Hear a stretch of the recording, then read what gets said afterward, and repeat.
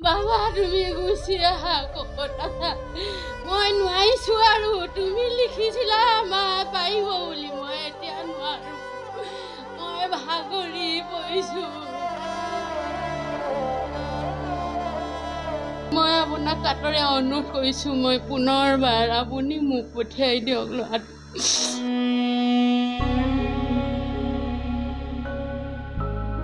মই আপোনালোকৰ লক্ষ্য উদ্দেশ্যক মই বহুত সন্মান কৰোঁ কিন্তু আজি মই অসহায় হৈ পৰিছো মহোদয় মোৰ একমাত্ৰ ল'ৰা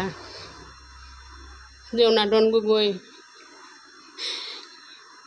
22 16 এপ্ৰিলত ঘৰখনৰ পৰা ওলাই গ'ল আজিলৈকে মই তাৰ একো খা খবৰ পোৱা নাই তাৰ অবিহনে মোৰ হৃদয়খন ভাগি পৰিছে মই পৰশুৰাম মহোদয়ক অনুৰোধ কৰিব বিচাৰিছোঁ মোৰ হৃদয়খনক এবাৰ আপুনি চিন্তা কৰি চাওক মোৰ ল'ৰাটোক আপুনি পঠিয়াই দিয়ক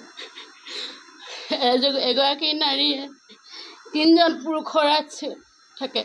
বাল্যকালত পিতৃ আছিয়ত যৌৱনকালত স্বামী আছিয়ত বৃদ্ধকালত পুত্ৰ আছিয়ত কিন্তু এতিয়া মোৰ এই বৃদ্ধকালত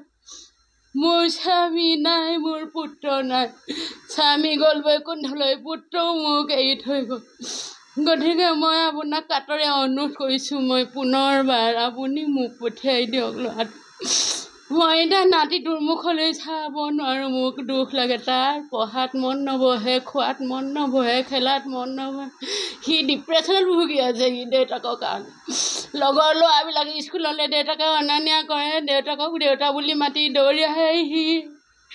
বেমাৰ লাগি অকৰা হৈ চাই থাকে লগৰবোৰক ল'ৰাটো মুখলৈ চাই আপুনি মোৰ ল'ৰাটোক পঠিয়াই দিয়ক আপুনি বুজাওক জনাৰ্দনক বুজাই বৰাই পঠাওক হয় সি আৱেগতে হওক জাতীয় স্বাৰ্থতে হওক ওলাই গৈছে মই আপোনালোকৰ লক্ষ্য উদ্দেশ্যক মই বহুত সন্মান কৰোঁ কিন্তু আজি মই অসহায় হৈ পৰিছো মহোদয় মই কিমান কান্দিম মই বহুত ধৈৰ্য ধৰিছো যোৱা এপ্ৰিল মাহৰ 18 তাৰিখে মোৰ বাৰ ছাইটো জঠৰ হৈ গ'ল মই কিমান সাহসেৰে পৃথিৱীত জীয়াই আছো এতিয়া মই ভাগি পৰিছো ল'ৰাটোক মোৰ বাৰে বাৰে মনত পৰিছে হৃদয়খনে মোৰ হাহাকাৰ কৰিছে পৰেশবৰুৱা ডাঙৰীয়া আপুনিতো মোৰ হৃদয়খন বুজিবলৈ এবাৰ চেষ্টা কৰক মোৰ ল'ৰাটোক যিকোনো উপায় আপুনি বুজাই বৰাই ঘৰলৈ পঠাওক অন্ততঃ নাতিটোৰ কাৰণে মই ভাগৰি পৰিছোঁ আজি মই 15-16 বছৰ মই প্ৰেছাৰ চুগাৰত ভুগি আছোঁ বহুত সাহস গোটাইছোঁ কিন্তু মই পৰা নাই মই এইফালৰ পৰা মোৰ ল'ৰা জনাৰ্দনকো মই কৈছোঁ বাবা মোৰ মুখখনৰ পৰা এবাৰ চিন্তা কৰি চোৱা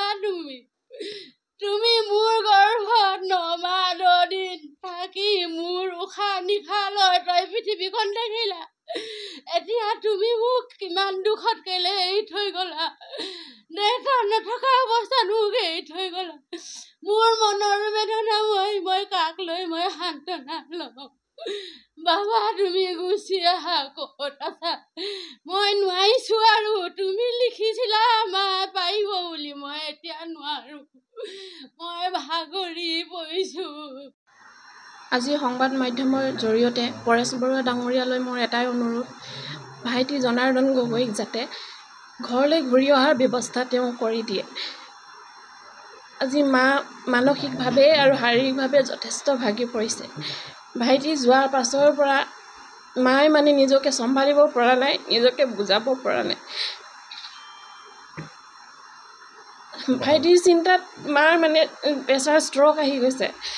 মানে কি ক'ম এতিয়া আমাৰ ঘৰৰ অৱস্থা মানে একেবাৰে দুখ লগা টাইপৰ হৈ আছে গতিকে পৰেশ বৰুৱা ডাঙৰীয়াক অনুৰোধ জনাইছোঁ ভাইটিক বুজাই বঢ়াই যেনেকৈ হ'লেও আপুনি ঘৰলৈ ঘূৰি অহাৰ ব্যৱস্থা কৰি দিয়ে যেন আৰু ঘৰখনলৈ আমাক সুখৰ হাঁহি মাৰিবলৈ যেন